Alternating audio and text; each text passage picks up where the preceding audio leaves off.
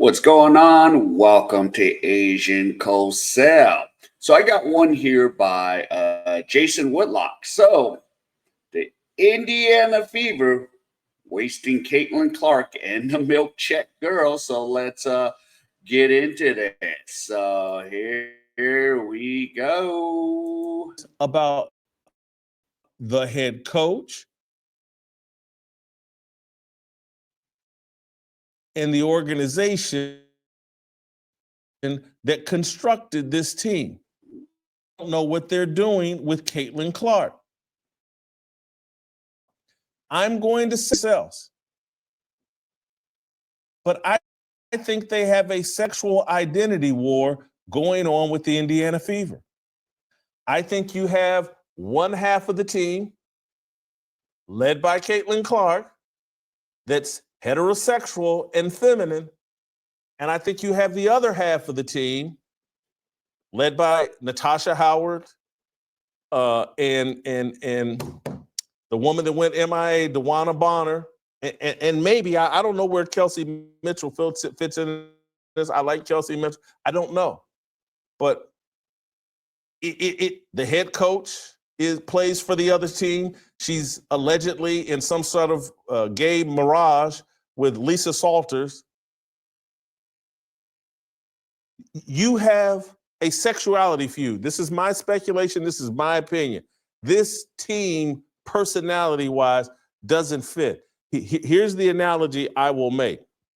When the Boston Celtics, years and years and years and years and years ago, had Bill Russell in the 1950s and 60s, Red Auerbach put a team around Bill Russell, this transcendent superstar that was unlike anything we've seen in the NBA at that point. The Boston Celtics, I believe, were the first NBA team to start an all-black starting lineup. They constructed a roster and a team that was built to fit Bill Russell. In Boston, Red Auerbach, in the 1950s and 60s, because they had Bill Russell, that team kept getting blacker and blacker and blacker. They catered to Bill Russell.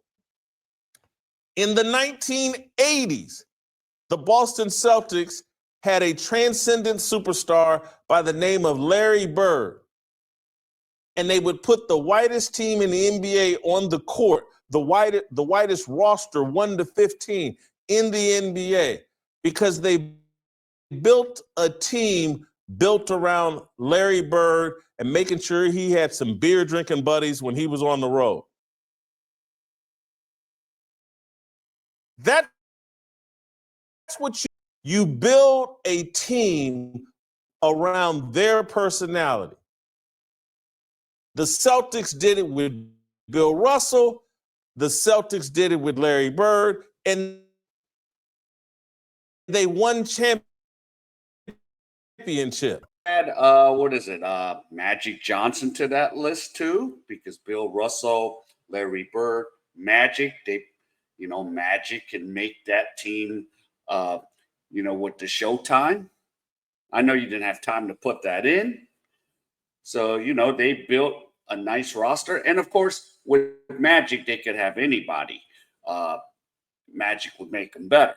But yeah, with this case with Caitlin Clark, I am just so confused. We're thinking in the offseason, okay, we got Caitlin Clark, we got Team Barbie with Sophie Cunningham, Lexie Hall, and then, of course, Christy Wallace is off for the whole season.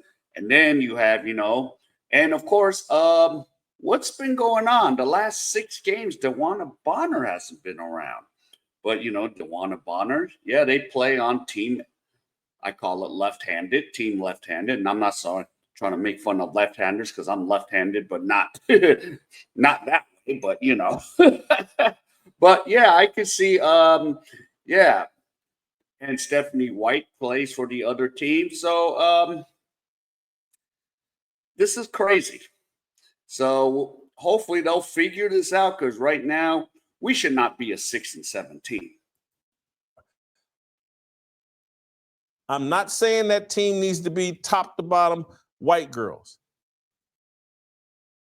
But it does need to have a clear personality that it's white girl friendly and it's heterosexual friendly. Yeah, that's hard. Indiana Fever need a man coaching that team, a heterosexual man coaching that team. I have no problem with Stephanie White. There's a bunch of other teams where she's probably fit to coach, but the Indiana Fever need a heterosexual leader. Who is the head coach? And I'm not saying Caitlin Clark has any problem with the LGBTQ. I'm not speculating that at all. I'm not even suggesting that argument. But that head coach needs to reflect her personality and worldview. When she was at Iowa, Lisa Bluter, married, heterosexual woman, and yes, they had that Jansen woman, the assistant coach who was very, very close. Go look at that Iowa team and why they had so much success. It fit Caitlin Clark's personality. And majority of the players, too. Aaliyah Boston fits Caitlin Clark's personality. Sophie Cunningham, Lexie Hull fit Caitlin Clark's personality. I'm not sure. I look at the coach that's taken 2 leave of absences, and I've read stories about Caitlin Clark and how much she loves basketball, and her whole life is just built around basketball. Everything's basketball, basketball, basketball, basketball, basketball. And she's looking up, and she's got a head coach that keeps taking leave of absences, allegedly because her wife, girlfriend, whatever, her mother is sick. Don't think that. Yeah, 2 leaves of absences. And I'm still wondering about DeWanna Bonner because it says for personal reasons. And yeah, this is 2 games that Stephanie White has taken off. Okay, it's early in the season, but I'm still wondering what the hell's going on. Again, we should not be 6-7. We should be at least 10-3 or something. That flies with Caitlin Clark. DeWanna Bonner, this disappearance for personal reasons. I don't think it flies with Caitlin Clark. What are we doing here, ladies? We're trying to win a championship. The head coach is taking days off, and DeWanna Bonner, one of our biggest free agent acquisitions, is taking days off. And the season just started. And we're wondering why Caitlin Clark doesn't look happy, and we wonder why, like, there's a scrap that goes on with the Connecticut Sun, and even though I think Caitlin Clark and some of her antics kind of bring on the drama, but it's not like that whole team caped up for Caitlin Clark, and they should have. You think Larry Bird gets picked on in the Boston Celtics, and the entire team, including Robert Parrish and Dennis Johnson, don't jump to his defense?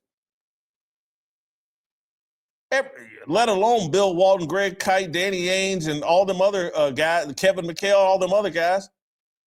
They don't have the right team around Caitlin Clark. That's why they're 5-6 or 6-5. No, what are they? 6-7, maybe? Yeah, 6-7. They're like 13 games into the season. That's why they're off to a very disappointing start to the season.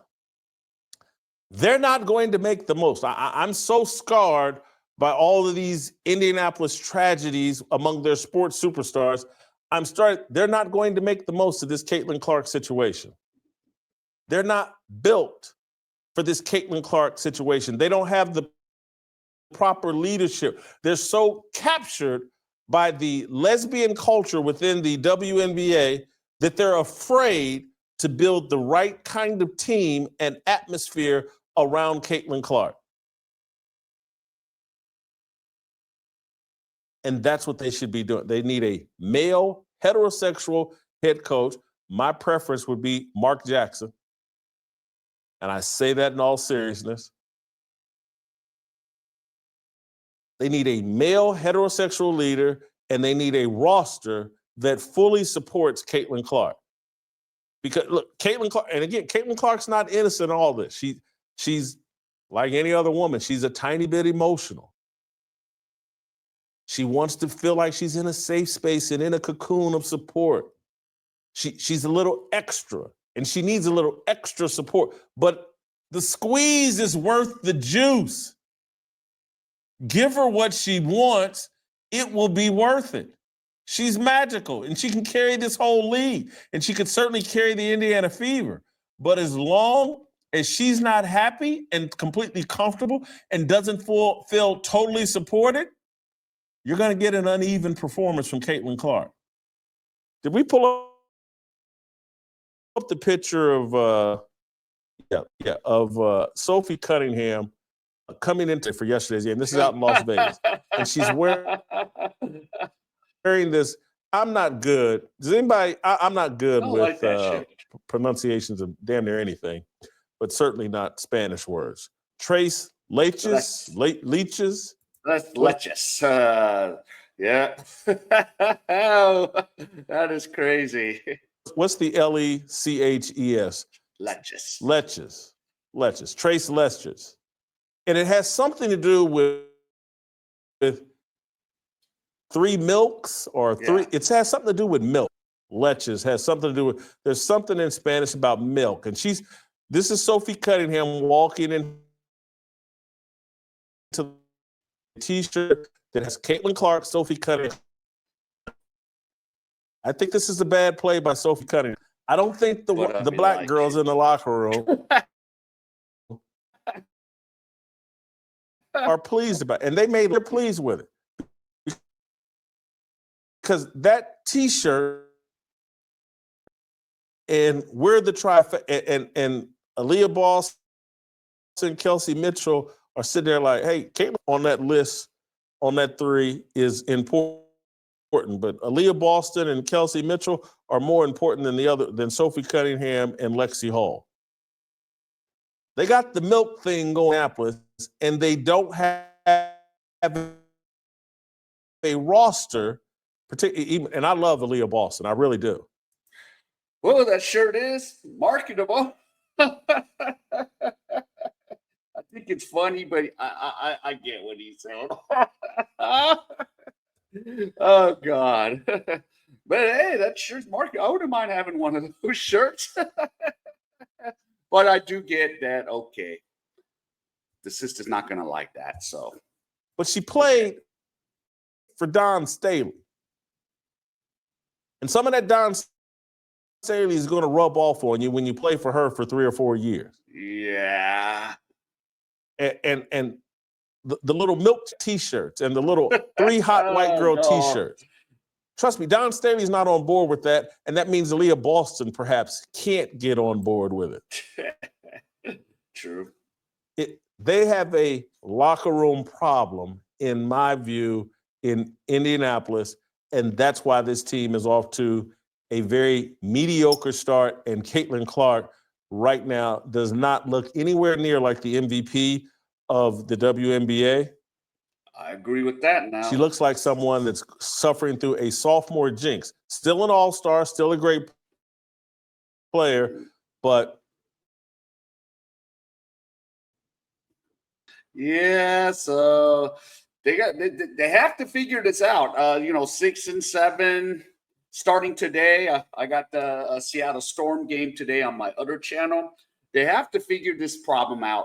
They need to win today and get back to 7-7. Seattle's playing some good ball, so they got to shut down a couple of the players. Skylar Diggins, got to shut her down. But yeah.